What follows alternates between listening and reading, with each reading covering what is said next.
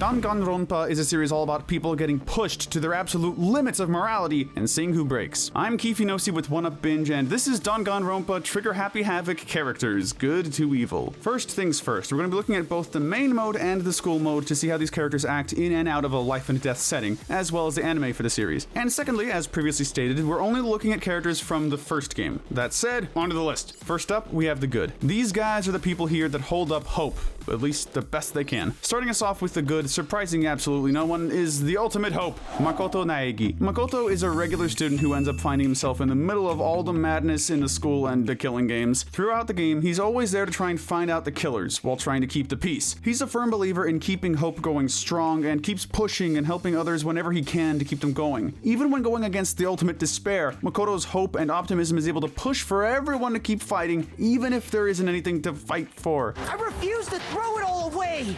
He refuses to give up on anyone, even the remnants of despair in the future arc, understanding that Junko's control over there is what made them act like such villains. He has definitely earned his title as the ultimate hope. Second place for morality is Sakura Ogami, the ultimate martial artist. Despite her intimidating size and figure, she's an absolute sweetheart. She's a martial artist who puts her friends and others first before herself. Despite having the strength to kill others, she'd rather just keep everyone safe. You are all my most treasured friends. Even if she was made to be the mole to ensure that the games would continue, she was forced under the threat of her family being at risk, and in the end, she decided to rebel and satisfy Monokuma's motive by ending her own life. Through and through, Sakura was an honorable fighter. For the bronze medal of goodness, we have the ultimate programmer, Chihiro Fujisaki. A boy who got bullied for not being masculine enough, Chihiro disguised himself as a girl in order to try and avoid that. Chihiro is an innocent programmer who doesn't want the class to resort to going at each other's throats. Even after Leon got executed for killing Sayaka, he still feels bad about it, saying how everyone else is no better than him. When he realizes the next motive is Monokuma exposing his secret of cross-dressing, Chihiro decides to try and ask Mondo for help, admiring him and his strength, even if it leads to him getting killed. It's clear that Chihiro is one of the few people here that's blameless and pure, too pure for a deadly game like this. In fourth place is the ultimate moral compass, Kiyotaka Ishimaru. Now with a title like Ultimate Moral Compass, you'd expect him to be pretty close to the top here, and to his credit, he is. This guy is strictly by the books, wanting to keep things as neat and orderly as possible. He can go a bit too extreme, getting to the point where he would rather focus on becoming a success and foregoing any and all leisure activity in an attempt to restore honor to his family that his grandfather lost. He keeps trying to act like a leader and pushes the students to keep everyone together, even if he is a bit forceful with it. He especially becomes more active and strong with his feelings once he unlocks his Kyondo form, mistaking alter egos impersonating Mondo for the real deal. While he can go overboard with his methods, Kiyotaka still does genuinely mean well. Next up is the ultimate swimmer, Aoi Ashina. Aoi is another one of the kindest characters here, and doesn't have it in her heart to kill anyone. She's also one of the few people willing to befriend Sakura, being able to see past her physique and power for who she really is. Sure, there is some confusion about her possibly being homophobic with Mondo and Ishimaru, or sexist with blaming Makoto right away in the first game for upsetting Kyoko somehow, but given that they are one-time incidents, we can let it slide and assume that they were just products of the killing games. The one thing you can get her for is trying to get everyone killed after reading a fake suicide note from Sakura, trying to avenge her, but once the real one is found, she manages to come back from this fit of insanity. Still, at the end of the day, Aoi's still a good and reliable friend. Following her is the ultimate pop sensation, Sayaka Maizono. This childhood friend of Naegi is a singer part of an idol group, treasuring them as her life's work. While it is hinted at the fact that she did,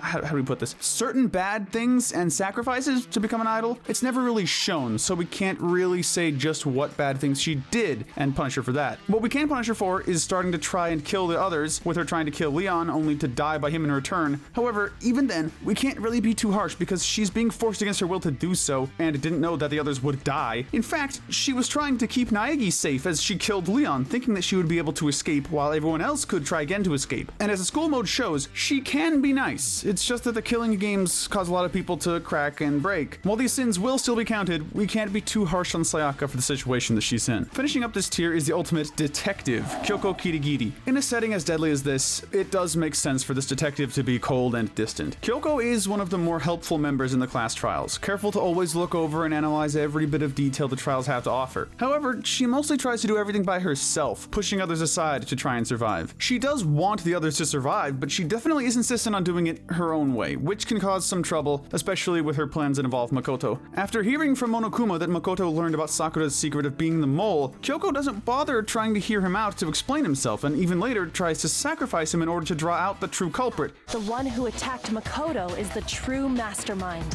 What pushes her into this tier is that she does learn in the end that she has to trust others and let them help her, and that she does genuinely grow to care for Makoto. As rough as she can be, Kyoko does care deep down. Next up is the gray area. These normal characters are the ones these killing games were made to break every which way. First up for this tier, we have the ultimate clairvoyant, Yasuhiro Hagakure. This clairvoyant claims he can see the future with a 30% success rate. He's one of the more casual and friendly members of the class, being open to befriending Makoto. He's also someone who didn't murder anyone or wanted anyone to die, though he's certainly rather scatterbrained still, to put it lightly. He's a student who spent the longest in denial of the severity of the situation, and even after finally realizing what was happening, he's got his own weird moments. Sure, there are stories like him believing aliens have abducted his hamburger. That isn't bad, but what is bad is that he's always looking for money. He's always looking for the next bit of yen, from how he's in debt to the mafia in school mode and asking Makoto to donate his organs so we can get some money, and essentially trying to scam others in the ultimate talent development plan mode. He's definitely looking for a new scheme for cash. Still, in a deadly situation like this, it's good to get as many genuine friends as you can. Next up to bat is the ultimate baseball star, Leon Kuwata. This is a lazy star who didn't care for baseball despite his talent at it, only staying for scholarships and women. Leon's real goal is to become a vocalist for a band. He's the first official killer of the game, and to be fair, it was a kill that was done on the whim, only killing Sayaka after she tried to kill him first. Keep in mind, this is before Monokuma's rule that the killer will be condemning the others to death is revealed, so he didn't know that at the time. There's no way. It'd be impossible. While he dies pretty early in the game and doesn't have enough character development, the school mode shows that Leon is very much capable of growing out of his selfish ways, even realizing success won't be handed to him and that he has to try for it. Despite this, in the main story, he died too early to get any real growth, thus missing out on the good tier. Next for the write-up is Toko Fukawa, the ultimate writing prodigy. She comes from a troubled home life with her own mental issues, including a split personality disorder she has no control over. This results in her being as standoffish as possible, stalking Byakuya and even flat out bullying Aoi alongside having some, to be as advertiser friendly as possible, vividly stimulating fantasies about her. Throughout the game, she does end up growing and banding together with the students still alive. She as herself isn't bad per se, but you can just see how twisted Toko became from her home life. Riding into our next spot is Mondo Owada, the ultimate bike gang leader. This tough-as-nails man is the leader of the largest motorcycle gang in Japan, the Crazy Diamonds. He's the most confrontational student here, being willing to let his fists do the talking, even knocking out Makoto whenever his anger boils over. However, he does mellow out a bit thanks to his friendship with Kyotaka. It's even shown in the school mode that he wants to be a carpenter so he can start fixing things instead of breaking them. The problem is that he still does end up murdering someone in the main mode due to his anger at Chihiro wanting to be trained by him, feeling like he was still too weak. Mondo believed his weakness caused the death of his brother Daio. He wanted to be seen as worthy and a strong leader, and thus killed Chihiro after feeling challenged for being weak. And I gotta just give up. Once he's found out, however, he accepts his execution, feeling like he deserved it. As rough and tough as Mondo is, he has his own rough and tough past explaining how he is. Up next is the ultimate fanfic creator, Hifumi Yamada. This man is proud of his love for gaming, anime, and prefers his girls to be fictional and 2D instead of real, but has gained interest in trying to impress the real girl, Celestia. Yeah, she is technically fictional to us, but you get the point. He's definitely one of those Reddit nice guys and obsesses over girls to an unhealthy degree, even wanting to be the school janitor so he can peep on the girls. Still, he does seem genuinely disgusted by the idea of sexual assault, working for Celestia to kill Kyotaka for allegedly sexually assaulting her. That said, he did that only because Celestia said so, and did so without any evidence. Add in the fact that he knew that this would be the death of others, and alongside his perverted tendencies, even falling in love with Alter Ego just because it was 2D and not its own person, and he's definitely one of the more questionable people here. The next roller here is the ultimate gambler, Celestia Ludenberg. Originally just an ordinary girl called Taiko Yasuhiro, she decided to try and construct a new life for herself. Becoming a gambler, she would focus on trying to become as extravagant as possible, crafting a life befitting of a gambler who always wins, reaching a point where she wants to try and gain her castle and group of vampire butlers. Of course, she is one of the murderers and pretty much cracked for Monokuma's cash prize, even making her plan extravagant by accusing Kyotaka of sexually abusing her and getting Hifumi to kill him before killing Hifumi herself. To be fair, it took a while for her to break, with her even helping out in the first 2 trials that led to the culprits being caught, and by this point, she killed partly for the money, sure, and partly because she couldn't handle the stress of being trapped anymore. This whole thing is pointless. As the school mode shows, her politeness wasn't an act, and she is friendly with others. It's just that being trapped in the killing games was just a particularly bad hand she was dealt. Finally, at the very edge of this tier, Byakuya Togami, the ultimate affluent prodigy, just barely bribes his way out of being in the bad to evil section. Now, yes, he does make it through the series without ever killing anyone, but aside from that, he's pretty much a jerk. Even with the whole whole life and death game going on, he still wasn't interested in cooperating with the others and tried to do things on his own. In fact, he directly makes things way worse for everyone in the second case by deliberately messing with Chihiro's corpse just to make things more interesting for himself, even when he knew the punishment for not catching the murderer would be death for everyone. Why are we placing him below Celestia, someone who caused the death of 2 people directly? Firstly, Celestia's plan, while vile, was done because she was genuinely stressed because of the games, while Togami messing with the crime scene was just for his own amusement. And secondly, even in school mode, Byakuya's still a jerk. I guess I'll mark it as correct, for the time being. Makoto was able to at least befriend Celestia and call her a friend, whereas Togami only saw him as an employee. Even Celestia wanted to preserve her friendship with Makoto, asking for his permission to be her knight. Yes, Byakuya does get better later in the series, but he's mostly still letting others do the hard work for him, so he's only a tiny bit better. Finally, we have the bad to evil. These 4 characters purposefully fill the world of Danganronpa with despair. First up, just outside of the top 3, is the serial killer Genocide Jack.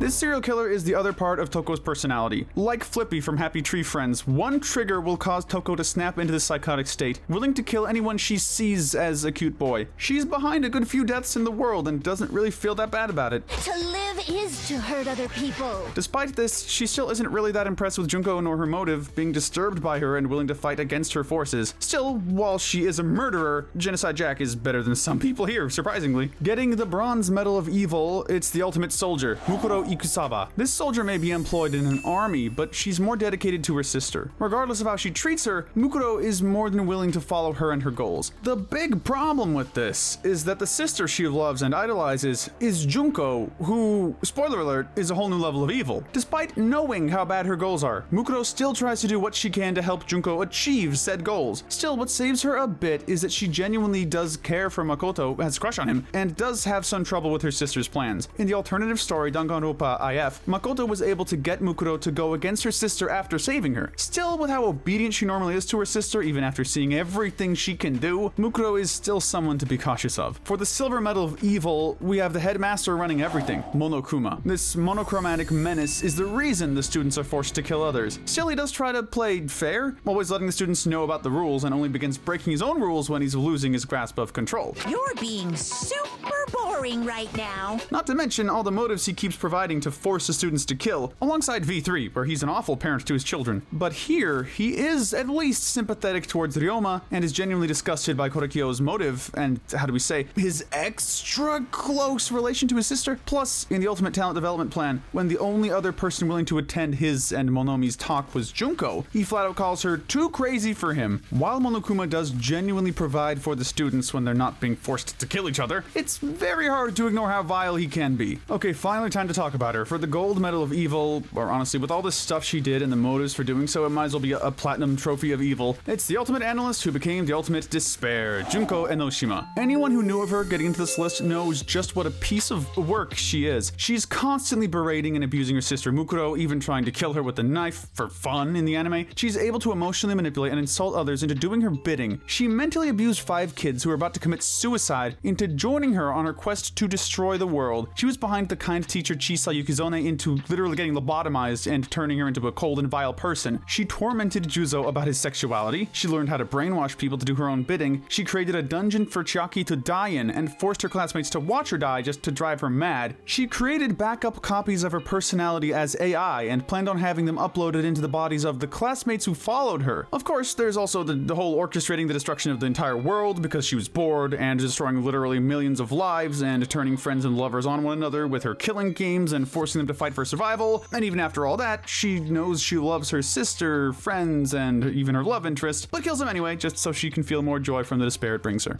Isn't that just the most hopeless outcome ever?